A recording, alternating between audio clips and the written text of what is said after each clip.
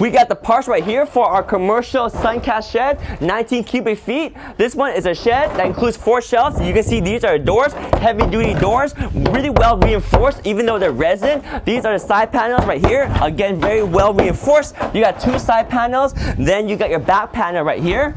Right here, this is a back panel, so you can imagine it's not a very big shed. It's a perfect small shed that includes 4 shelves. These are the shelves, 1, 2, 3, 4. Very strong shelf. You have a floor as well. Very important to have a floor.